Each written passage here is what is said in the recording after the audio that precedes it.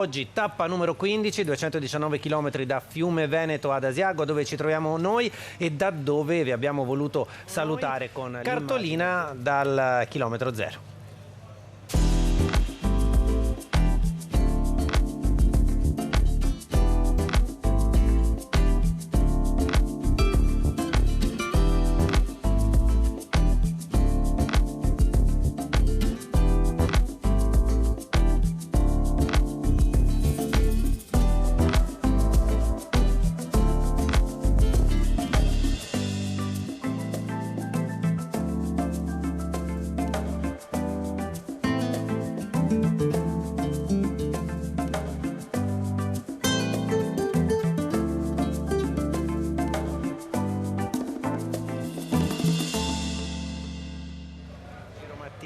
Andiamo ad aprire i nostri collegamenti inviati a Fiume Veneto. Ettore Giovannelli alla Foglio Firma. Ettore, buongiorno.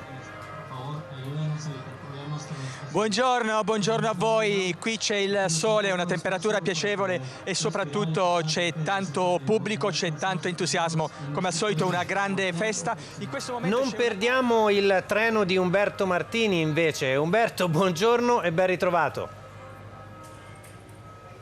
Buongiorno Tommaso, io mi trovo a Fiume Veneto, guarda che meraviglia, c'è il fiume, una giornata splendida e tantissime biciclette, segno di un legame forte tra la città e le due ruote, tra l'altro vedendone alcune anche senza lucchetto, devo dire, quindi quasi quasi io sai che ti dico.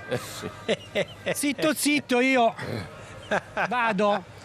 Vi raggiungo tra un po', scusate ma ho fretta, vado un attimo avanti, mi allontano un secondo e guarda un po' chi ti ho incontrato. Eccoci qua.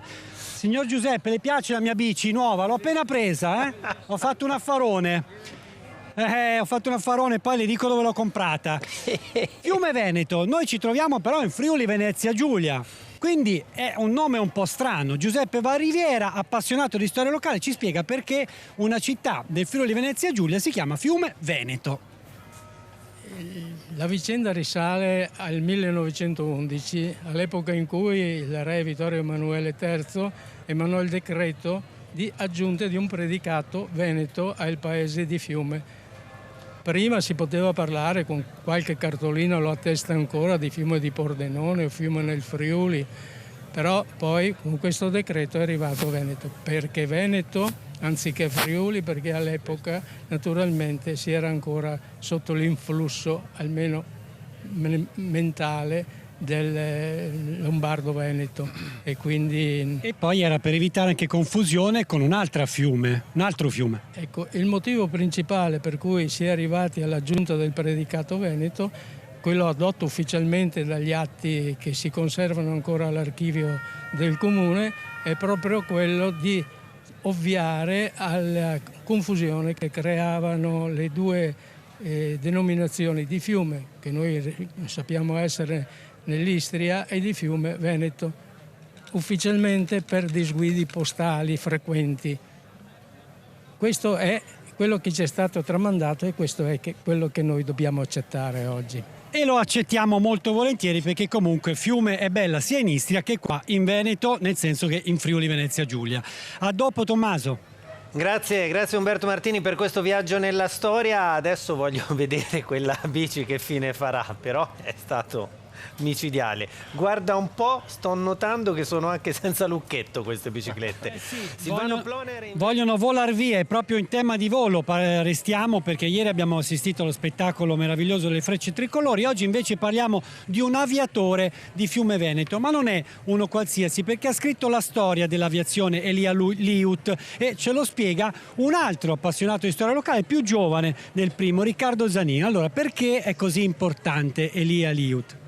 Elia Liut è un eroe nazionale in Ecuador, perché ha fondato l'aviazione nazionale dell'Ecuador nel 1920-22 ed è stato anche un grandissimo aviatore, dato che è soprannominato il Condor delle Ande, poiché... Attenzione! Sì, perché è stato proprio il primo essere umano a sorvolare le Ande per consegnare insieme al suo aereo biplano la posta da una parte all'altra dell'Ecuador. Ecco, e nell'Ecuador è stato talmente amato e rispettato che addirittura gli hanno intitolato l'aeroporto. Sì, nel 1951 gli hanno dato la cittadinanza onoraria dell'Ecuador e alla sua morte il 9 maggio del 1952 gli hanno intitolato l'aeroporto internazionale di Quito, che è la capitale. Bravissimo, tra l'altro voglio fare una menzione particolare per Riccardo, perché di solito a noi ci capita di girare tutta Italia, gli appassionati di storia locale sono un po' avanti con gli anni, invece vedere un ragazzo così giovane che si appassiona alla storia della propria città, devo dire che da laureato in archeologia è una cosa che mi fa molto piacere. A dopo Tommaso e grazie Riccardo. Umberto, a te. No, ma adesso la tengo qua con me, non scappa, non ti preoccupare, perché dobbiamo parlare di una cosa secondo me sorprendente, perché da Fiume Veneto arriva il primo pediatra della storia, ma non della storia di Fiume Veneto, del Friuli, Venezia Giulia, primo pediatra della storia occidentale. Ce ne parla Giulia Zuccato. Buongiorno, sì, infatti Paolo Bagellardo, nato qui a Fiume Veneto all'inizio del 1400, è di fatto il primo pediatra della storia occidentale. Si laurea a Padova nel 1437 in filosofia e poi nel 1444 in medicina, ed era talmente bravo che subito dopo la laurea ottiene subito il posto da professore. Era conosciutissimo, era molto bravo, tanto che addirittura il Doge della Serenissima Repubblica di Venezia lo assume per delle consulenze. Però diventa veramente famoso perché nel 1472 scrive il primo trattato di pediatria della storia occidentale, un libro appunto diviso in due parti, uno in cui parla di come tirare sui neonati i primi mesi e un altro delle malattie dei neonati, che è il primo della storia, mettendo insieme la cultura orientale dei grandi arabi, ma anche dei grandi maestri antichi. Io sono sorpreso perché i ragazzi di Fiume Veneto sono tutti preparatissimi, mi mettono anche un po' a disagio, quindi guarda, ti lascio il microfono, vado via. Grazie. Perché sei più brava di me. A te Tommaso. E niente Tommaso, io allora prendo e vengo su Asiago con la mia bici, l'ho comprata oggi nuova di pacca, questa mia bici nuova, che vado allora e niente, posso andarmene sereno, tranquillo, senza problemi, mi metto in strada. Ah, buongiorno. Dove va con quella bici? No, niente, stavo cercando il proprietario perché era senza lucchetto, ho detto magari gliela rubano. È mia questa, è mia. Ah, è la sua? Oh, meno male, è tutta la mattina che la cerco, meno male. Perché... Le piace questa? Le piace? Sì, è carina, però ho detto magari gliela rubano, la tengo io così, hai capito? Sì, certo, sono cose che si fanno. Si fanno sempre per gli amici, no? Io e lei siamo, come si chiama? Mario. Ma io e lei siamo grandi amici e adesso le restituisco la bici, gliel'ho tenuta in custodia tutta la mattina. Grazie. A lei, arrivederci. Dove l'ha presa?